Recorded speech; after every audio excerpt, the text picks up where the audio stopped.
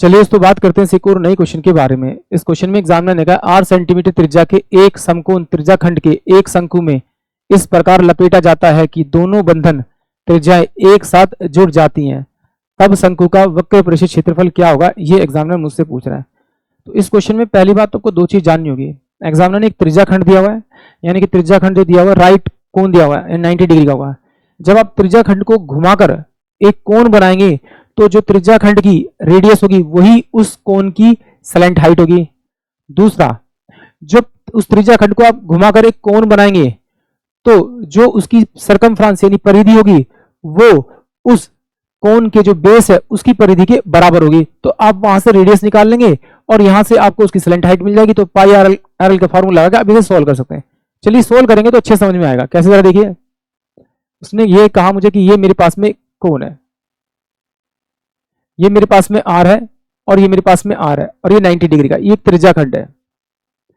फिर उसने कहा ये आपका एक कोण दे रखा है इसने, यहाँ पर आपका ये कोण इससे मिलकर बनाया गया, इसको फोल्ड करके, तो इसकी जो रेडियस होगी वो क्या बन जाएगी, इसकी आपकी स्लैंट हाइट। अब मुझे चाहिए इसकी ये वाली आर। अगर ये वाली आर मिल जाए तो मैं इसका आराम से क्षेत्रफल निकाल सकता हूं। तो देखिए अगर ये पूरा सर्कल होता तो इसकी परिधि यानी सरकमफ्रांस होती 2 पाई आर होती, बट ये क्वाड्रेंट है यानी 1/4 था सर्कल का, तो 1/4 यानी 4 से डिवाइड करूंगा तो इसकी यहां से यहां तक की लेंथ आ जाएगी। अब इसी लेंथ को तो मोड़ के इसने ये कोण बनाया होगा, तो इसका ये वाला जो नीचे वाला हिस्सा है इसकी परिधि इसके बराबर होगी। तो इसे लिखेंगे आपका 2 पाई आर, ये इसके बराबर होगा। इससे मेरा ये चला गया आपका, इसको मैंने माना था ये आर है मेरे पास में, तो कितना होगा आपका आर बाय में 4 इस कल्टू में आर, ये इसकी वैल्यू हो जाएगी।